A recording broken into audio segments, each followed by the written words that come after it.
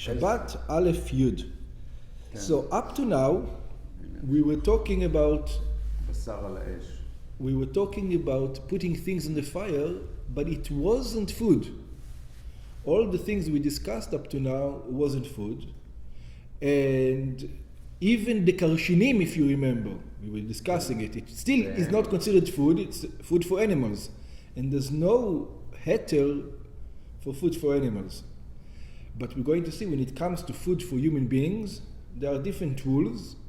And over here, I think Beit Shammai and Beit Hillel actually agree. It's the same rule when it comes to food. So let's see.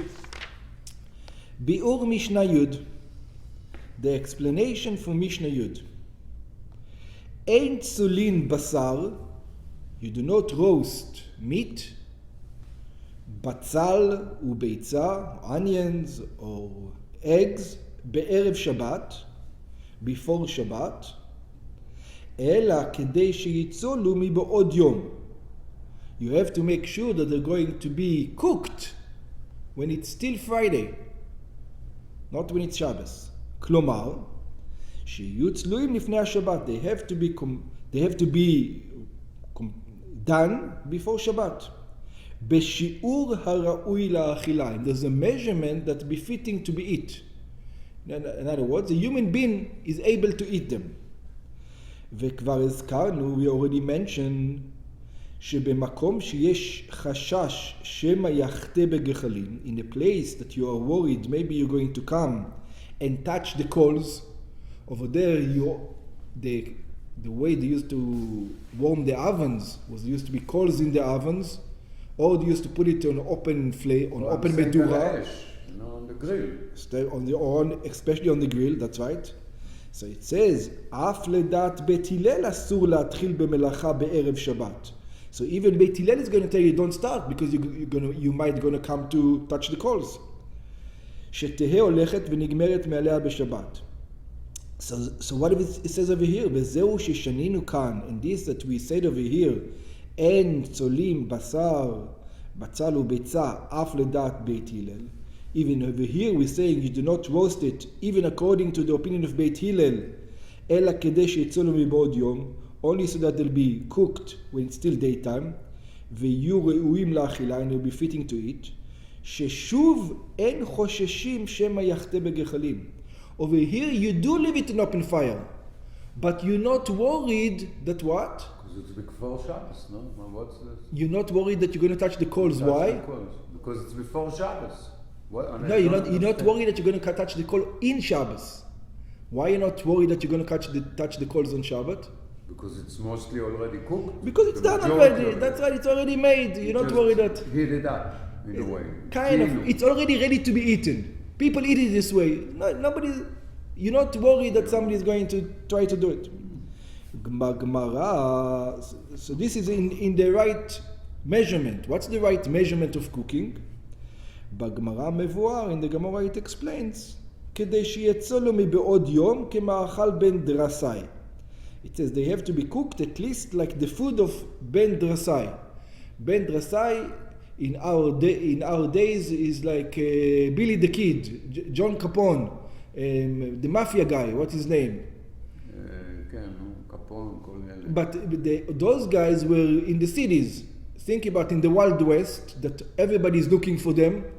They're trying to put them back in jail, the whole community. So they do eat, these guys. They eat. But they cannot afford to stay in one place for too long. So Ben Drasai used to be a highway robber.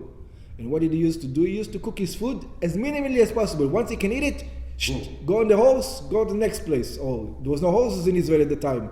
But it was go on foot to wherever you need to go.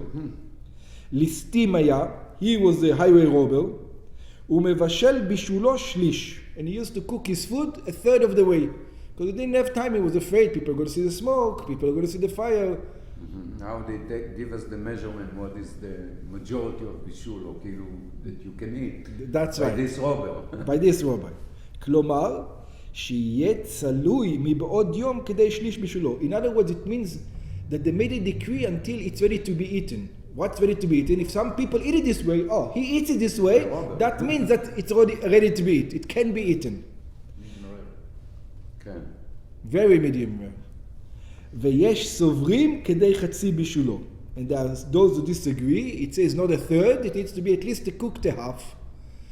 We're going to stick with a third, that's the most common one. This is the Rambam, the Ravid. Okay, finished. Oh, this one only Moshe is going to understand. Because only Moshe cooks.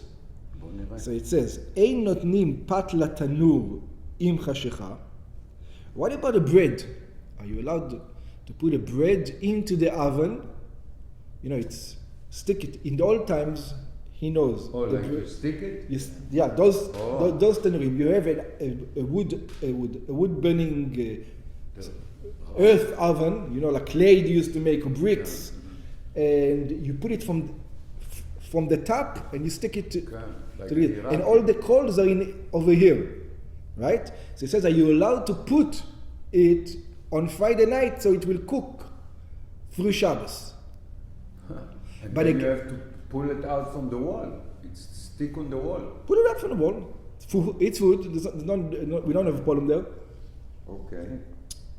So it says, Ein notnim pat latanur im chashecha. You're not allowed to give the bread into the oven close to darkness. Velo charara, and not charara. Charara is also a kind of bread. Pita, no? I think so. I'm not quite sure. Ein notnim charara al gabe gechalim samuch lechashecha. So it looks like pat you would do in a tanur, and charara you would put it on open flame. That's the difference. Oh.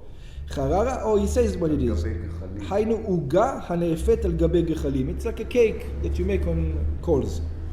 So it says, how you're allowed to do this? Ela kedei she'ikremu panea mibe'od yom.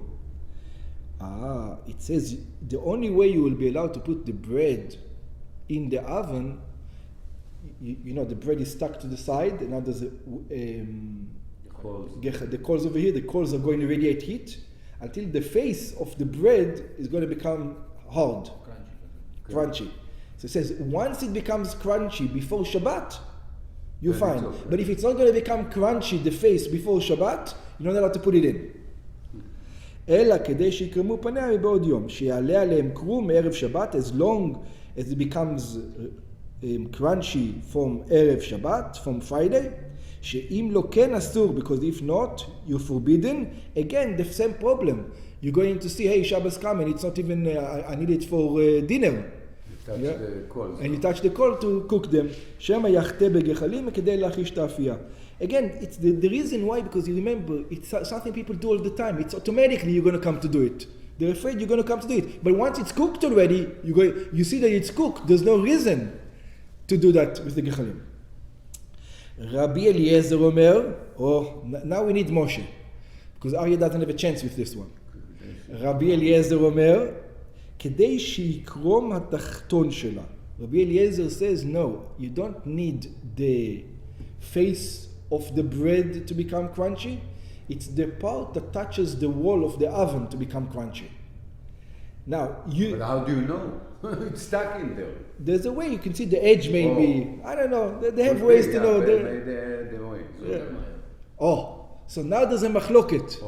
There's a disagreement. And now we need Moshe. There's a disagreement. Some say Rabbi Eliezer is machmir, which means it becomes later, or some say he's mekil, which means it becomes earlier.